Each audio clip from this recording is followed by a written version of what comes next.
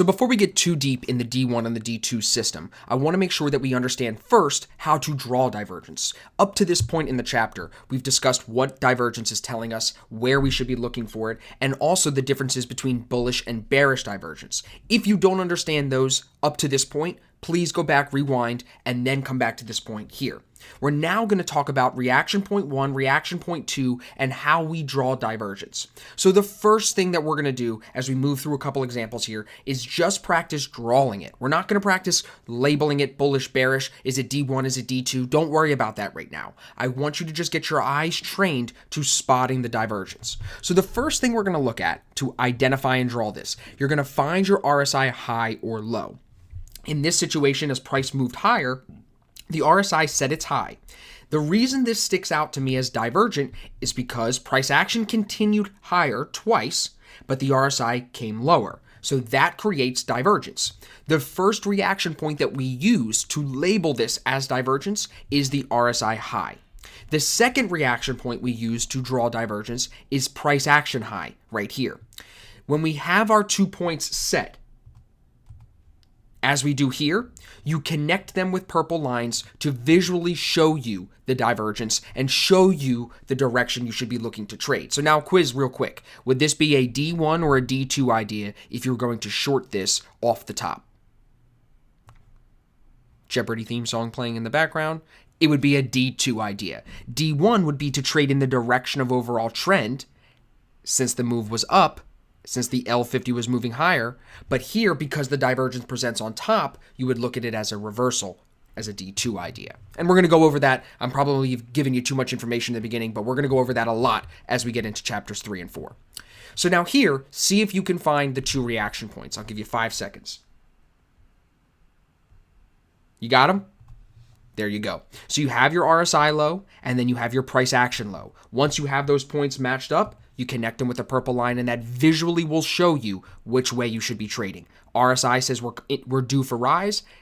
Price action is falling, which is our lie. You want to trade in direction of the indicator. It breaks the 50 EMA, and it continues, as you see, way higher from there. And that move higher is identifiable as a D2 idea here off the bottom. Remember I said you look for that bullish divergence at the bottom of the downtrend to signal the possible reversal. Again, this is going to start to click, I promise, as we get into more and more of the markups.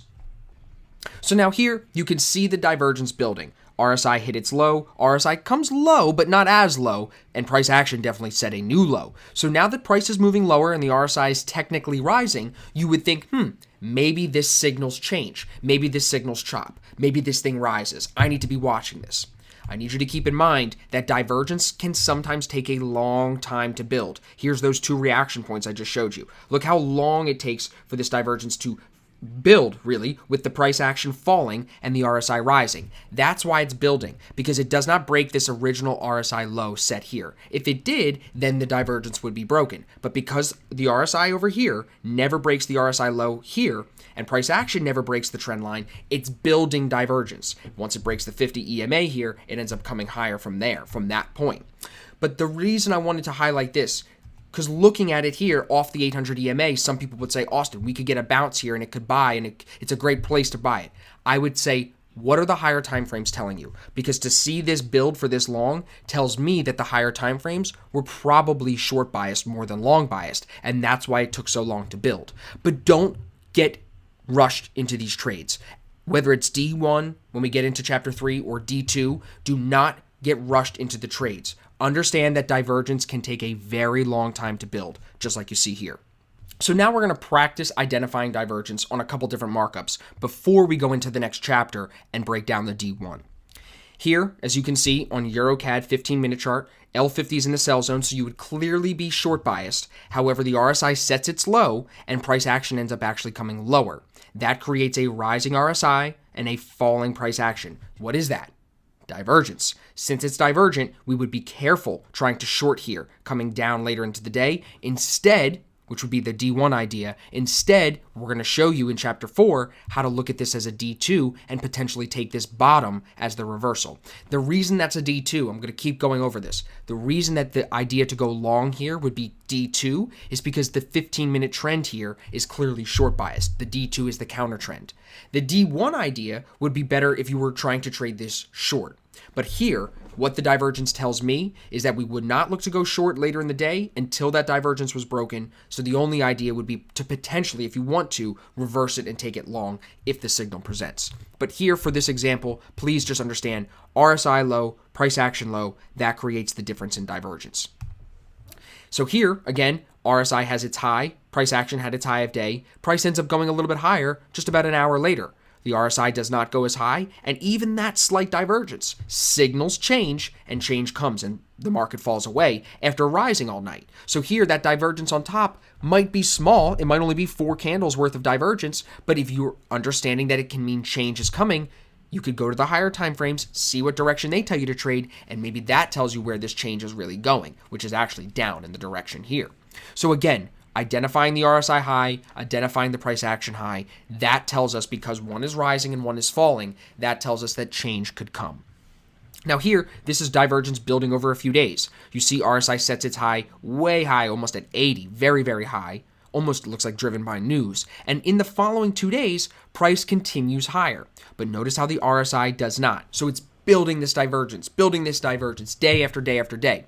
And the important thing to mention here, when we talk about divergence building for multiple days, I wouldn't look to trade it long because the divergence on top would tell me that I wouldn't want to take an A1 entry long or a D1 entry long here because it might stop at the divergence. And at the same time, I wouldn't want to take it short because I know if the higher time frames are long biased, the D2 will just get me stopped out and I wouldn't want to short this. So for me, when I see divergence building like this, I normally will just go to a different trade. I will find a better pair that doesn't have divergence on top. That way I can find a move in trend. Because if I wanted to buy this off the 50 EMA here, because the L50 is in the buy zone, EMAs are long biased, I wouldn't be able to buy it because the divergence was already set by reaction point 1 and reaction point 2. And it's funny to see the divergence line tested here and here and here even. So it's important to keep in mind, and I said this before, that divergence can take a lot of time to build. So you don't want to be trying to jab at it, call on the top, call on the top, call on the top, when in reality, you're in an overall uptrend and you should have just been long biased the whole time, trying to buy it as low as possible. So keep that in mind when you're identifying divergence, but make sure you're using RSI high and price action high, the first price action high, as your reaction point 1 and 2. Here, another example of EuroCAD. Once price action jabbed higher later in the day, it becomes divergent here. This type of divergence, as the EMAs start to pick up into an uptrend and the L50 starts to move into the buy zone, this type of divergence would tell me to be careful going long, but if it can be broken, then I would be okay to go long. This would not signal to me, hey, you want to sell this off the top, because the EMAs and L50 are clearly long biased, and selling it off the top there would be a less probable trade. So here, price action makes its first high 6 a.m., RSI makes its high for the day, price continues higher, but the RSI comes lower, so you got some divergence even in there, and then price goes higher even again later in the day to make more divergence. As you can see, the RSI does not break for a new high, so that would still be valid for this earlier divergence formation. Here on the bottom of EuroCAD, we're looking at the RSI reaching oversold, price action jabbing down one more time, a little bit lower than previous body, RSI not making a jab lower at all, showing us rise. So with the RSI rising, price action falling, what happens? We know the market can change now. We know something can happen. It might hit the 50 and chop sideways. It might hit the 50 and break and come higher, as it does. It might hit the 50 and even come lower. But for a brief time, you have to be aware that this divergence on the bottom means change. And you don't want to trade into the direction of that change until you know it's broken, that you know that that change does not mean full reversal.